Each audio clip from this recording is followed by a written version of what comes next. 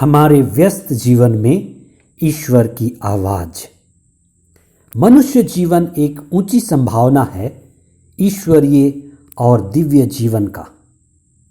अभी हम जहां भी हैं, जिस स्थिति में भी हैं, हमें अनुभव और महसूस होता है कि हम पर्याप्त नहीं हैं। हम जीवन में पूर्णता चाहते हैं और अभी अपूर्ण हैं। हम आंतरिक शांति ढूंढ रहे हैं, जीवन के हर प्रयास में अनंत खुशी की खोज कर रहे हैं। हमारी यह चाहत साधारण और सामान्य नहीं है। हमारी यह चाहत आध्यात्मिक प्यास है, जो हमें आध्यात्मिकता की ऊंचाई में ही मिलती है। ईश्वर मनुष्य को सबसे कीमती अतुल्य उपहार देता है, वह है पवित्र आत्मा का जीवन। आत्मापूर्ण अनुभव मनुष्य को ईश्वर के द्वारा सुंदर तथा गौरव और गरिमापूर्ण जीवन पवित्र आत्मा के आने से ही मिलता है। इसी पवित्र आत्मा के द्वारा हमारा दोबारा जन्म होता है। यही दोबारा जन्म आत्मा में पुनर्जन्म है। यही पेंतेकोस्त है। पेंतेकोस्त का रविवार 23 मई 2021। पहला पाठ प्रेरित चरित अध्याय 2 पद संख्याएं 1 से 11 तक। दूसरा पाठ कुरिन्थियों के नाम संत पौलुस का पहला पत्र अध्याय 12 पद संख्याएं 3 से 7 तथा 12 और 13। संत यूहन्ना का सुसमाचार अध्याय 20 पद संख्याएं 19 से 23 तक। सुसमाचार के मुख्य अंश। प्रभु ईसा को देखकर शिष्य आनंदित हो उठे। ईसा ने उनसे फिर कहा, तुम्हें शांति मिले। जिस प्रकार पिता ने मुझे भेजा, उसी प्रकार मैं तुम्हें भेजता हूं। इन शब्दों के बाद ईसा ने उन पर फूंक कर कहा, पवित्र आत्मा को ग्रहण करो।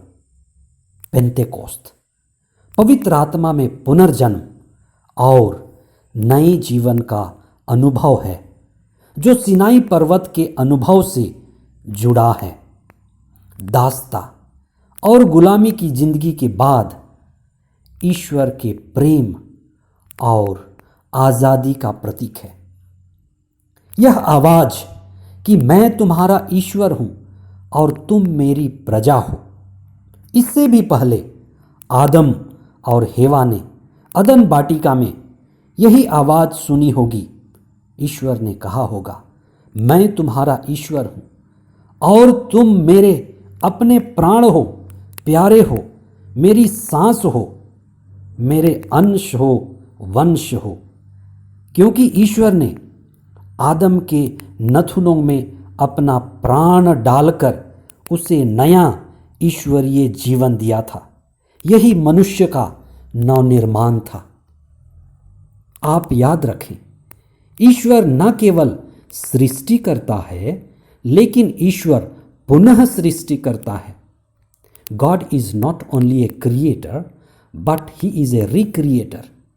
नूह के समय और विशेष करके सिनाई पर्वत पर मूसा के समय भी नवनिर्माण जारी था।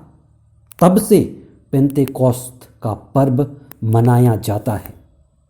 यूहन्ना बपतिस्मा के समय यह दिन आग के बपतिस्मा का दिन घोषित किया गया था और उसकी तैयारी भी शुरू हो गई थी। प्रभु ईसा, जो पिता ईश्वर के परम पावन पुत्र हैं और प्रतिनिधि भी, अपने शिष्यों के ऊपर पवित्र आत्मा का प्राण फूंकते हैं और उनका नवनिर्माण करते हुए उन्हें शांति के अभिवादन से भरते हैं। शिष्यों की बुलाहट की शुरुआत ईसा में आकर्षण से हुई, जो समर्पण में बदल गई। ईसा की वाणी और शिष्यों के समर्पण से वे शुद्ध हुए और ईसा, जो पवित्र आत्मा की क्रांति से अपने शिष्यों को नई सृष्टि बना दिए और उन्हें पवित्र आत्मा की दृष्टि प्रदान की। आध्यात्मिक नवीनीकरण और पवित्र आत्मा की क्रांति में जुड़े हुए संत पौलुस के अनुसार पवित्र आत्मा ईश्वर का सबसे बड़ा, सबसे मूल्यवान और विशिष्ट वरदान है। अगर हम ध्यान दें तो बिना पवित्र आत्मा के वरदान के व्यक्ति ढूंढना मुश्किल है। ईश्वर सभी को समुदाय, परिवार और कलीसिया के निर्माण के लिए वरदान देता है। अतः यह हमारी जिम्मेदारी है कि जो भी पवित्र आत्मा का वरदान हमें बड़े उदारतापूर्वक मिला है, उन वरदानों को दूसरों की मुक्ति और आध्यात्मिक ऊंचाई देने के लिए हम उदारतापूर्वक प्रयोग करें।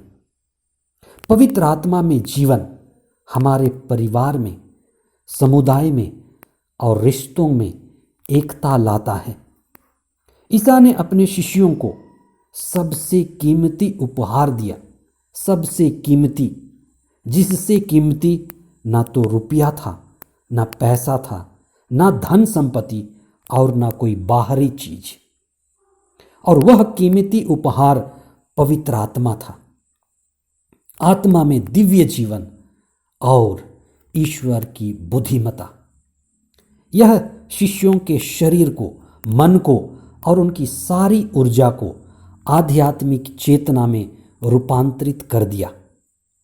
जिस तरह से पेट्रोल, डीजल ये ईंधन हैं और ऊर्जा देते हैं, एविएशन इंजन से हवाई जहाज उड़ने लगता है। पवित्र आत्मा हमारे जीवन को आध्यात्मिक ऊर्जा देता है और हमारे आध्यात्मिक जीवन को संचालित करता है।